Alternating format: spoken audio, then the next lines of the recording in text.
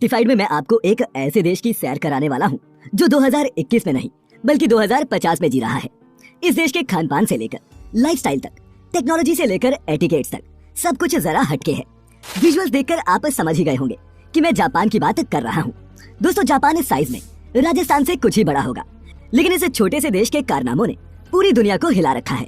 अगर आपके मन में भी कभी ये सवाल आए कि फ्यूचर में इंसानों की जिंदगी कैसी होगी, तो बस एक बार आप जापान विजिट कर लेना। आज की इस वीडियो में मैं बताऊंगा आपको जापान से जुड़े 12 ऐसे फैक्ट्स जिनके बारे में जानकर आपको लगेगा कि आप अभी भी स्टोन एज में जी रहे हैं। तो चलिए शुरू करते हैं। Factified, facts on your face. Bullet train. दोस्तों, आपने वो कहावत तो सुनी ही होगी कि टाइम इज मनी। अब इस कहावत को कोई फॉलो करता हो या नहीं, लेकिन जापान इसे बहुत सीरियसली लेता है। इसीलिए तो जापान का ट्रांसपोर्ट सिस्टम दुनिया के बेस्ट ट्रांसपोर्ट सिस्टम में से एक है। अगर आप जापान में हैं, तो आपको ना तो घंटों बस का इंतजार करना पड़ेगा और ना ही ट्रैवलिंग में आपका टाइम वेस्ट होगा, क्योंकि जापान के पास बुलेट ट्रेन का ऐसा नेटवर्क है 240 से 320 किलोमीटर प्रति घंटे की रफ्तार से दौड़ती है। इसे यहाँ की लोकल भाषा में शिनकानसेन कहते हैं। जापान की ये ट्रेन हाईटेक फैसिलिटीज से लैस है। अब इस ट्रेन की सीटिंग को ही देख लीजिए। इन चेयर्स को आप आराम से मूव कर सकते हैं। ये ट्रेन जापान के दूसरे शहरों को इसकी राजधानी टोक्यो से जोड़ती है। और इस ट्रेन की सबसे बड़ी खासियत ये है कि ये कभी भी लेट नहीं होती। और दोस्तों, आपको हैरानी होगी ये जानकर कि इतनी हाई स्पीड से चलने के बाद भी इस ट्रेन से कोई भी साउंड प्रोड्यूस नहीं होती। Land of robots. दोस्तों, फ्यूचर पर बेस्ड फिल्मों में अक्सर आपने देखा होगा कि किस तरह आने वाले टाइम में रोबोट्स इंसानों की जगह होटल, रेस्टोरेंट्स और फैक्ट्रियों में काम करते नजर आएंगे। लेकिन जापान के लिए ये कोई फ्यूचर नहीं है, बल्कि प्रेजेंट है, क्योंकि जापान के ज्यादातर सेक्टर्स में अब रोबोट इंसानों की जगह काम करने लगे हैं। फिर चाहे किसी होटल में रिसेप्शनिस्ट के तौर पर हो या फिर रेस्टोरेंट में वेटर की नौकरी, आपको यहाँ हर जगह रोबोट्स नजर आएंगे। मेडिकल और स्पेस सेक्टर में भी रोबोट्स ने अब काम करना शुरू कर दिया है। कोविड-19 के दौरान जापान के हॉस्पिटल्स में पेशेंट्स की देखभाल के लिए रोबोट स्टाफ भी रखा गया था, जो मरीजों के रूटीन चेकअप से लेकर उनकी देखभाल सब करता था। यही नहीं, जापान स्पेस में भी अपने रोबोट्स भेज चुका है। साल 2013 में ही जापान ने अपना पहला रोबोट एस्ट्रोनॉट स्पेस में भेज दिया था, जिसका नाम किरोबो था।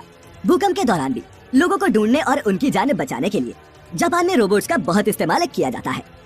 No fat Japanese. दोस्तों, क्या ये हैरानी की बात नहीं कि भारी भरकम सुमो रेसलर्स वाले इस देश के लोग बहुत ही स्लिम ट्रिम होते हैं। पर क्या आप जानते हैं कि इसका कारण क्या है? क्यों जापान के लोग इतने पतले होते हैं? तो इसकी वजह है जापान का खाना और खाने के नियम। दरअसल जापानी लोगों की डाइट वेस्टर्न डाइट से बिल्कुल अलग होती है।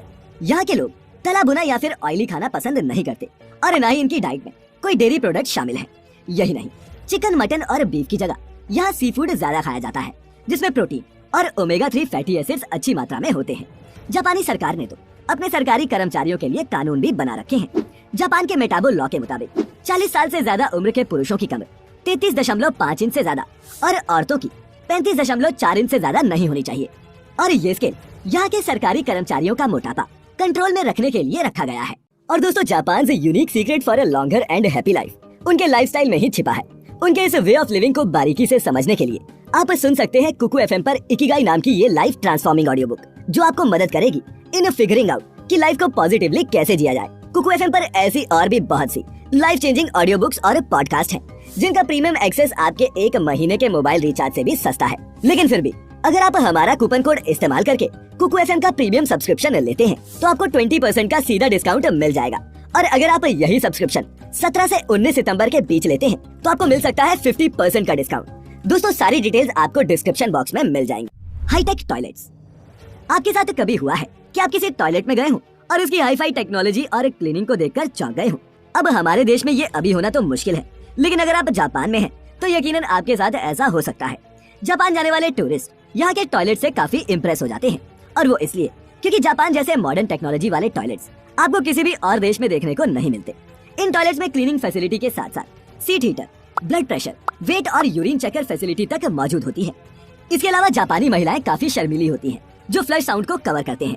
इसीलिए वुमेन टॉयलेट्स में नॉइज डिवाइसेस लगे होते हैं, जो फ्लश साउंड्स को कवर करने का काम करते हैं। Automatic bicycle parking.